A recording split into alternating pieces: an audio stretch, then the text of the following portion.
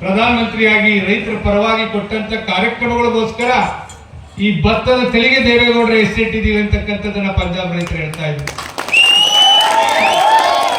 ಸಂಸತ್ ಭವನದಲ್ಲಿ ಉತ್ತರ ಭಾರತದ ಅನೇಕ ರಾಜ್ಯದ ಮುಖ್ಯಮಂತ್ರಿಗಳ ಮಕ್ಕಳು ಸಂಸದರಾಗಿ ನನ್ನ ಜೊತೆ ಕೆಲಸ ಮಾಡ್ತಾ ಇದ್ರು.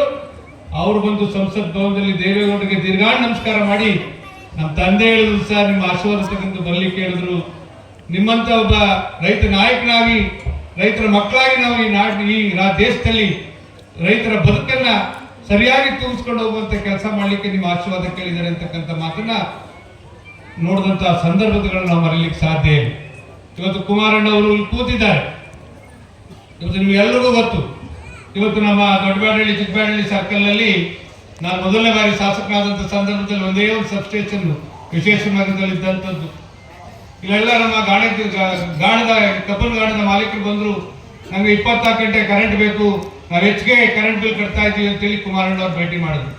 24 ಗಂಟೆ ಕರೆಂಟ್ ಕೊಡ್ತೀನಿ, ನಿಮ್ಗೊಂದು ಸಬ್ಸ್ಟೇಷನ್ ಕೊಡ್ತೀನಿ ಅಂತೇಳಿ 6.5 ಕೋಟಿ ರೂಪಾಯಿ ಸಬ್ಸ್ಟೇಷನ್ ನಿಮ್ಮ ನಿಮ್ಮೆಲ್ಲರಿಗೂ ಗೊತ್ತು. ಇಲ್ಲಿ ಭಾಗದ ಮಕ್ಕಳು ಪಾಂಡಪುರಕ್ಕೆ ಹೋಗ್ಲಿಕ್ಕೆ ಆಗೋದಿಲ್ಲ, PUC ಮಾಡ್ಲಿಕ್ಕೆ ಅಂತ ಹೇಳಿದಂತ ಸಂದರ್ಭದಲ್ಲಿ 5 PU ಕಾಲೇಜಿನ ಈ ತಾಲೂಕು ಕೊಟ್ಟರು. ಹಿಂದಕ್ಕೆ ಸುಂಕತಣ್ಣೂರಿಗೆ, ಇಲ್ಲಿ ಚಿಕ್ಕಬ್ಯಾಡಹಳ್ಳಿಗೆ. ಮುಖ್ಯಮಂತ್ರಿಗಳಾಗಿ 2018ರಲ್ಲಿ ಜವಾಬ್ದಾರಿ ನಿರ್ವಹಿಸಿದಂತ ಸಂದರ್ಭ ಹಿಂದಿನ ದಿನ ಆ ಪರಮಾತ್ಮನ ರೂಪದಲ್ಲಿ ಬಂದಂತ ರಾಮಾನಂದಾಚಾರ್ಯ ತೊಣ್ಣೂರು ಕೆರೆಗೆ ಏನು ಕಟ್ಟೋಗಿದ್ರು, ಆ ಕಣ್ಣೂರು ಉತ್ಸವಕ್ಕೆ ಭಾಗವಹಿಸಿ ಇನ್ನು ಬೆಂಗಳೂರನ್ನೇ ತಲುಪಿಲ್ಲ. ನಮ್ಗೊಂದು ದೊಡ್ಡ ಆಘಾತ. ಕನಗನಡಿಯ ಕಾಲುವೆಗೆ ಈ ಭಾಗದ 39 ಜನ ವಿಶೇಷವಾಗಿ ಮಕ್ಕಳು, ನನ್ನ ರೈತ ಕುಟುಂಬದ ಹೆಣ್ಣು ಮಕ್ಕಳು ತೀರ್ಕೊಂಡಂತ ಸುದ್ದಿ ಹೋದ ತಕ್ಷಣ ಕ್ಯಾಬಿನೆಟ್ ಮೀಟಿಂಗ್ ನಿಲ್ಲಿಸಿ 2 ಗಂಟೆಯಲ್ಲಿ ಆಗಮಿಸಿ ಅವ್ರನ್ನೆಲ್ಲ ಸಂತೈಸ್ತಕ್ಕಂಥ ಕೆಲಸ ಮಾಡಿದ್ರು. ಅವತ್ತು 3.25 ಮೀಟರ್ ರಸ್ತೆ ಇತ್ತು. ಇವತ್ತು ಇಲ್ಲಿಂದ ಶಿವಳ್ಳಿ ತನಕ ಅಲ್ಲೇ ಕರೆದು ಚೀಫ್ ಸೆಕ್ರೆಟರಿ ಅವರಿಗೆ 18 ಕೋಟಿಯನ್ನು ಮಂಜೂರು ಮಾಡಿ ಇವತ್ತು 5.5 ಮೀಟರ್ ಅಗಲದ ರಸ್ತೆಯನ್ನು ಇವತ್ತು ಮಂಜೂರು ಮಾಡಿಕೊಟ್ಟಂಥದ್ದನ್ನ ಇವತ್ತು ನಾವು ಯಾರು ಮರೀಲಿಕ್ಕೆ ಸಾಧ್ಯ ಇಲ್ಲ. ಹೇಳ್ತಾವೆ ಒಂದು ಎರಡಲ್ಲ. ಇವತ್ತು ನಮ್ಮ ತೂಬನಕೆರೆಯಿಂದ ಯಡಿಯೂರಪ್ಪ ಊರ್ ತನಕ ಇವತ್ತು 50 ಕೋಟಿಯನ್ನು ಮಂಜೂರು ಮಾಡಿಕೊಟ್ಟು SSGBನಲ್ಲಿ ಇವತ್ತು ಯಾವ ಗ್ರಾಮಗಳು ಬರ್ತಾವ ಅಲ್ಲಿ ಡಬಲ್ ಟ್ರ್ಯಾಕ್ ಆಗ್ಬೇಕು, ಉತ್ತಮವಾದಂತ ರಸ್ತೆ ಆಗ್ಬೇಕು ಅಂತಕ್ಕಂಥ ಮಾತನ್ನ ಅವತ್ತು ಮಂಜೂರು ಮಾಡಿಕೊಟ್ಟಂತದ್ದನ್ನ ನಾವು ಯಾವತ್ತೂ ಮರೀಲಿಕ್ಕೆ ಸಾಧ್ಯ ಇಲ್ಲ. ಇವತ್ತು ಈಗ ತಾನೇ ಬರ್ತಾ ಹೇಳ್ತಾ ಇದ್ದೆ, ಹೋಗುವಾಗ ನಮ್ಮ ದೊಡ್ಡಬ್ಯಾಡಹಳ್ಳಿಯ high level bridge railway station ಹತ್ರ ಮಾಡ್ಕೊಡ್ಬೇಕು ಅಂತಕ್ಕಂಥದ್ದನ್ನ ಮುಂದಿನ ವಾರ ಡೆಲ್ಲಿಗೆ ತಗೋಬಾ ಬ್ರದರ್, 1 ಗಂಟೆ ಮಂಜೂರು ಮಾಡ್ಸೋಣ ಅಂತಕ್ಕಂಥ ಮಾತನ್ನು ಈಗ ಹೇಳ್ತಾ ಇದ್ರು.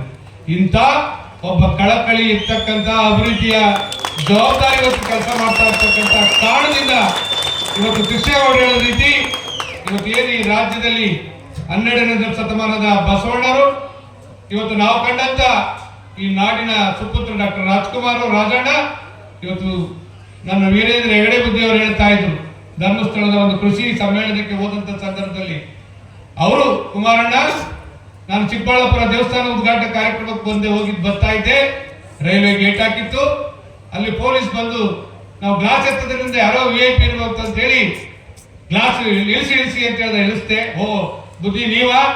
ನಾನು ಗೌರವ ಕೊಡ್ತಕ್ಕಂಥದ್ದು ನಿಮ್ಮೊಬ್ಬರಿಗೆ, ಕುಮಾರಣ್ಣವರೊಬ್ಬರಿಗೆ, ಇಬ್ಬರಿಗೆ ಕೊಡ್ತಕ್ಕಂಥದ್ದು ಅಂತಕ್ಕಂಥ ಒಂದು ಪೊಲೀಸ್ PC ಹೇಳ್ದ ಅಂತಕ್ಕಂಥ ಮಾತನ್ನ ಧರ್ಮಸ್ಥಳದ ಮಂಜುನಾಥನ ಸನ್ನಿಧಿಲಿ ವೀರೇಂದ್ರ ಹೆಗಡೆಯವರು ಹೇಳಿದಂತ ಮಾತನ್ನ ನಾನು ಇವತ್ತು ಕಣ್ಣು ಕೇಳಿರ್ತಕ್ಕಂಥದ್ದು.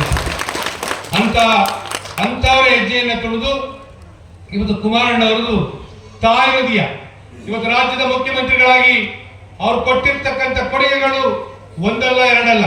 ನಿಮಗೆ ಎಲ್ರಿಗೂ ಗೊತ್ತು. ಇವತ್ತೇನು ಕರೆದು ಅಧಿಕಾರ ಕೊಟ್ಟರಂತ ಬೇರೆ ಗಾಳಿ ಹೇಳ್ತಾರೆ. ಹಂಗೆ ನನಗೆ ಹೇಳಿದ್ರು ನರೇಂದ್ರ ಮೋದಿ ನಾನು ಅವ್ರ ಜೊತೆಲಿದ್ದೆ. ಇವತ್ತು ಹೋಗಿ ಇವತ್ತು ನೀನು ಪೂರ್ತಿ 5 ವರ್ಷ CM ನೀವು ಮಾಡಕ್ ಆಗೋದಿಲ್ಲ ಕುಮಾರಸ್ವಾಮಿ ಅವರೇ. ಇವತ್ತು ಸಂಜೆ MP ಎಲೆಕ್ಷನ್ ಅನೌನ್ಸ್ ಆಗ್ತಾ ಇತ್ತು, ನೀವು ಹೋಗಿ ಇವತ್ತು ರಾಜೀನಾಮೆ ಕೊಡಿ. ಬೆಳಿಗ್ಗೆ ನಿಮ್ಮ ಈ ರಾಜ್ಯದ ಮುಖ್ಯಮಂತ್ರಿಯಾಗಿ 5 ವರ್ಷ ರೈತ ಪರವಾಗಿ ಕೆಲಸ ಮಾಡಿ, ನಿಮ್ಮ ರೈತರ ಕಳಕಳಿ ನನಗೆ ಅರ್ಥ ಆಗುತ್ತೆ ಅಂತಕ್ಕಂಥದ್ದನ್ನ ಇವತ್ತಿನ 3ನೇ ಬಾರಿ ಪ್ರಧಾನಮಂತ್ರಿಗಳಾಗಿರ್ತಕ್ಕಂಥ ನರೇಂದ್ರ ಮೋದಿ ಅವರು ಹೇಳಿದ್ರು. ಆದ್ರೆ ದೇವೇಗೌಡರು ಇವತ್ತು ಏನು ಜಾತ್ಯತೀತಕ್ಕೆ ಹೊಂದ್ಕೊಂಡಿದ್ರು, ಆದ್ರೆ ಅದಕ್ಕೆ ಒಪ್ಪಲಿಲ್ಲ.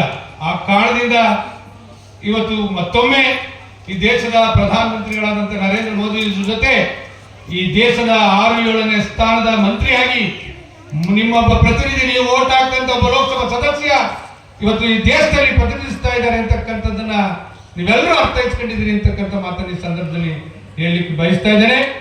ಇವತ್ತು ನನ್ನ ಡಾಕ್ಟರ್ ಬಾಲಗಂಗಾಧರ ಮಹಾಸ್ವಾಮೀಜಿಯವರು 1994ರಲ್ಲಿ ಇವತ್ತು ಈ ದೇಶದ ಈ ರಾಜ್ಯದ ಮುಖ್ಯಮಂತ್ರಿ ಆದಂಥ ದೇವೇಗೌಡಾಜಿ ಅವರನ್ನ ಕರೆಸಿ ಕುಂಬಳಗೌಡ ಅವರ ಮಠದ ವಿಸ್ತಾರದಲ್ಲಿ ಅವತ್ತು ಸಾಯಿಬಾಬಾ ಅವರನ್ನ ಕರೆಸಿ ಅವರಿಗೆ ರಾಜ್ಯದ ಮುಖ್ಯಮಂತ್ರಿಗೆ ಗೌರವಿಸುವಂತ ಸಂದರ್ಭದಲ್ಲಿ ಸಾಯಿಬಾಬರು ಅದು ಬಾಯಿ ತಪ್ಪು ಹೇಳಿದ್ರು, ಆಶೀರ್ವಾದ ಮಾಡಿದ್ರು. ಈ ದೇಶದ ಪ್ರಧಾನಮಂತ್ರಿಗಳಾದಂತಹ ದೇವೇಗೌಡರೇ ಅಂತ ಹೇಳಿದ್ರೆ 3 ತಿಂಗಳಲ್ಲಿ ದೇವೇಗೌಡ ಈ ದೇಶದ ಪ್ರಧಾನಮಂತ್ರಿ ಆದಂತದನ್ನ ಈ ನಾಡಿನ ಜನ ಮರ್ತಿಲ್ಲ.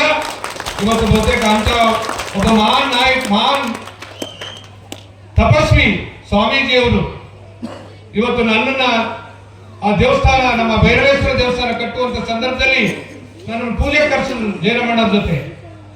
ಇದಕ್ಕೆ ಬೇಕಾದಂತ ಮರಳನ್ನ 5,000 ಲೋಡ್ ಮರಳನ್ನ ನೀನೇ ಆ ಜವಾಬ್ದಾರಿ ಇವತ್ತು ಕೆಲಸ ಮಾಡಬೇಕು ಅಂತ ಹೇಳಿ 100 ಲಾರಿ ಮರಳ ತೆಗೆದುಕೊಂಡು 1 ತಿಂಗಳ ಕಾಲ ಆ ಹಳ್ಳಹಳ್ಳಗಳಲ್ಲೇ ಮಲಗಿ ಅವತ್ತು 5,000 ಮಳ್ಳನ್ನ ಅವತ್ತು ಆ ಪರಮಾತ್ಮ ಭೈರವೇಶ್ವರನ ಸೇವೆ ಮಾಡಲಿಕ್ಕೆ ಆ ಫೌಂಡೇಶನ್ಗೆ ತುಂಬಿಸುವಂತ ಕೆಲಸ ಮಾಡಿದಂತ ಒಂದು ಸುದೀರ್ಘವಾದಂತ ಸೇವೆ, ಪರಮ ಪೂಜ್ಯರ ಆಶೀರ್ವಾದ.